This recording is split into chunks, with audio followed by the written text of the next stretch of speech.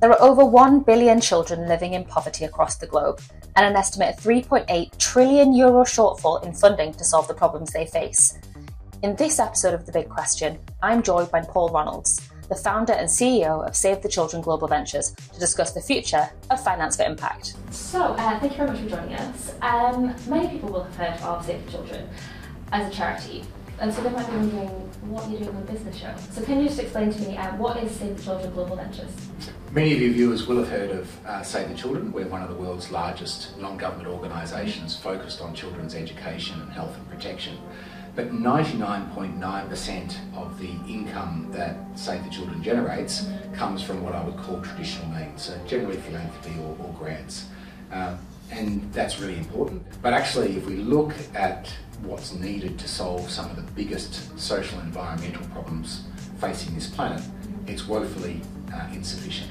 We need more tools in our toolbox, and the only way that we're going to find the capital at the scale that we need is if we start tapping into private sector markets.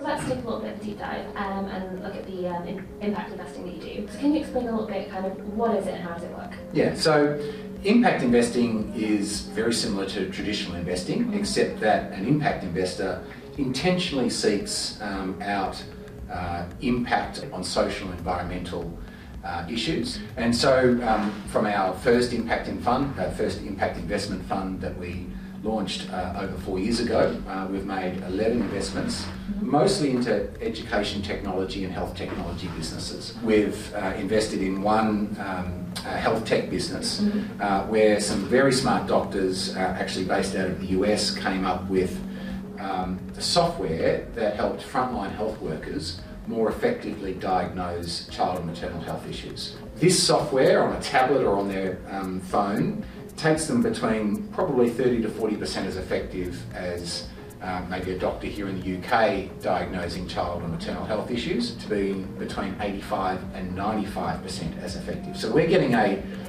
doubling in productivity, but we can also charge. So ministries of health and others saying, right, well, yeah, we're willing to pay for that service. And there are about 15 million frontline health workers around the world. So that's actually a reasonably sized market, really great impact story, and also potentially a good financial story. What makes it appealing to investors, and kind of what sort of return can they get on their investment? Yeah, so there's a sort of, I think, common misconception that impact investing means concessionary investing, and that's not necessarily the case at all. It can be. What we see is a broad spectrum of financial returns and actually different emphasis on impact as well. For Save the Children, we're obviously an impact-first investor, but we also see some pretty exciting financial returns as well, particularly in the health tech space. Because we've been investing through closed funds, we haven't exited any investments. Okay. So it's too early. Yeah, okay. We're only 4 years in. Now we've got some positive signs, things like the Taro, which was the AI fundraising business, grown 600%. We've got 2 or 3 of those in our first fund that look pretty significant. So we're targeting, sort of certainly a double-digit return on Fund 1. So better than 10%. And we think we're on track to achieve that. But you don't know until the last 2 or 3 years of the fund. Okay, interesting. Who are the sort of people or organisations that are doing this investment? Like, who is it for? Our products are absolutely targeted at sophisticated or institutional investors. We don't have any retail investing products yet. We're traditionally looking at different groups, family offices, for example, particularly what we call next generation philanthropists are looking to use some of their capital to have an impact on the world aligned with their values, so they tend to be attracted to our products. Foundations are sitting on billions and billions of dollars, and they give away maybe 5% of that a year, but the other 95% sits in often very traditional stocks and bonds.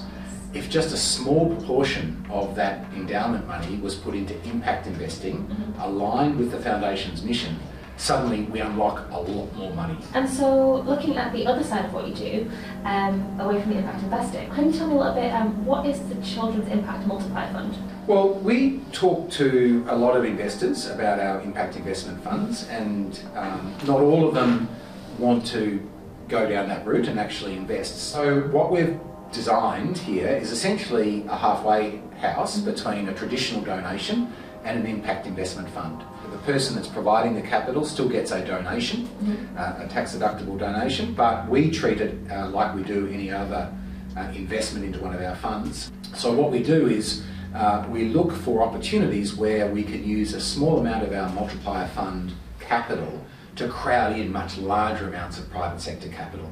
So we're looking at one at the moment where we'll put in about $1 and we'll get about $10 of other private sector because of the way that we've structured it. So you get this really good leverage impact through the multiplier fund. The second way that we multiply the donation is that we're investing in businesses, and our hope is that over a period of time, often a little bit longer than our impact investment funds, we'll be able to sell that investment and return the capital to the multiplier fund. It's not an investment, so we don't have to give the money back to an investor. We're able to reinvest it in the next great startup that's aligned for Save the Children's mission. So you get that sort of, if you like, evergreen or revolving fund. Do you have any kind of projections on how an initial donation kind of will multiply up? Well, it will depend on how successful we are, but I mean, most of the investments that we're looking to make are going to be leveraging other forms of capital at least 4 to 5 times, and then of course that all gets revolved, and that is in perpetuity. So, you know, so long as we continue to make good investments, it should be there forever. Wow, I can't do those maths, but it's lots. Yes. So thinking about the sort of the value that Global Ventures adds, you know, how much is it kind of currently contributing, and how do you expect growing in the future? Well, we've got grand plans. It's still a relatively small part of Save the Children's overall funding mix, but we're actually targeting to raise $1 billion in new forms of funding for Save the Children's mission by 2030. However, if it's an example that other charities start to follow, and if we start to make this sort of impact investing something that is just what most foundations, most investors, maybe even pension funds start to do, then we can have the sort of impact on, you know, our most significant global social and environmental issues. We can solve poverty. We can address the capital needs. So this is important for Save the Children, but we also think it's important for the charity sector. Thank you so much for joining us on The Big Question today. It's been a pleasure to talk to you.